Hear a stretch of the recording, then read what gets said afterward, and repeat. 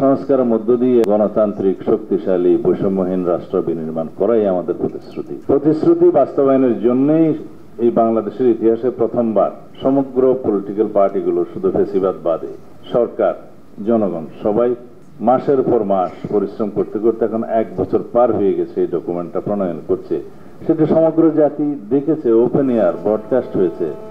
আমরা আমাদের প্রস্তাব দিয়েছি, প্রত্যেক পার্টির প্রস্তাব দিয়েছে, বহু সংস্কার কমিশন দিস্তায় কাগজ আমরা পেয়েছি, আমরাও দিয়েছি।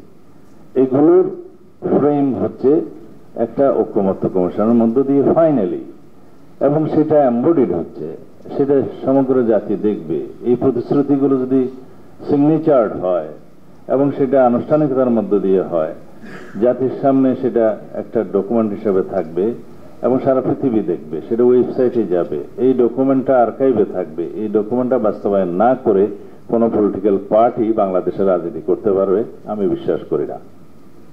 আর তাছাড়া অনেকে বলে যে আপনারা বাস্তবায়ন করবেন না, তা আমি বলি যে বিএনপি যে সরকার গঠন করবে এটা কেউ শপথ করে বলেছে?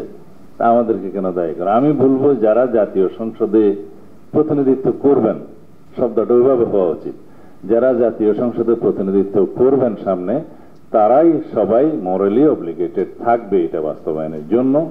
এই সনদের মধ্যে দিয়ে আমরা বিএনপির পক্ষ থেকে বলতে পারি, আমরা 31 দফা সংস্কার প্রস্তাব দিয়েছি এই সরকার গঠিত হওয়ার আরো 1-1.5 বছর আগে, এবং সরকারের যে গৃহীত এখন ঐক্যমত্য কমিশনের মাধ্যমে, সরকারের নয় সরি, ঐক্যমত্য কমিশনের মাধ্যমে যে আমরা যে সংস্কার প্রস্তাবগুলো গ্রহণ করছি তার অধিকাংশই, আমি 100% বলবো না, এই 31 দফার অন্তর্ভুক্ত। কিছু কিছু নতুন প্রস্তাব আছে, কিন্তু 31 দফাতে আরো কিছু সংস্কার আছে প্রস্তাব, যেগুলো আমাদেরকে করতে হবে যদি আমরা জনগণ আমাদেরকে ম্যান্ডেট দেয়, সেগুলো এই সংস্কারের বাইরে। তো সুতরাং মোট আমি সংস্কার প্রস্তাবের ছোটখাটো সব সহ দেখেছিলাম 826টা সংস্কার, তার মধ্যে মাত্র 51টা বাদে বাকি সব সংস্কার প্রস্তাব আমরা একমত হয়েছি। 115টা সংস্কার প্রস্তাবের মধ্যে আমরা ভিন্ন মত অথবা মন্তব্য সহ একমত হয়েছি।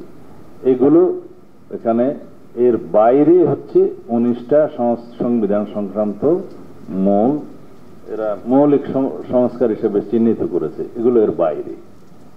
তো সুতরাং আমাদেরকে কেউ না চাইলেও এই সংস্কারগুলো বাস্তবায়ন করতেই হবে আমাদের পলিটিক্যাল কমিটমেন্ট হিসাবে, কারণ আমরা এই 31 দফার সংস্কার প্রস্তাবগুলো বাংলাদেশের প্রত্যেক মানুষের ঘরে ঘরে আমরা পৌঁছে দিয়েছি, এটা আমাদের রাজনৈতিক প্রতিশ্রুতি। এবং সংস্কারের মধ্য দিয়ে একটা নতুন গণতান্ত্রিক শক্তিশালী বৈষম্যহীন রাষ্ট্র বিনির্মাণ করাই আমাদের প্রতিশ্রুতি।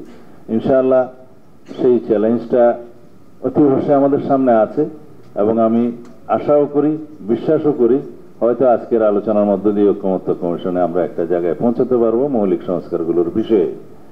যদি কিছু ভিন্নমত থাকেও সেই বিষয়ে আমার মনে হয় রিজনেবলি যদি কোনো যুক্তি থাকে সেটা জাতি বিবেচনা করবে।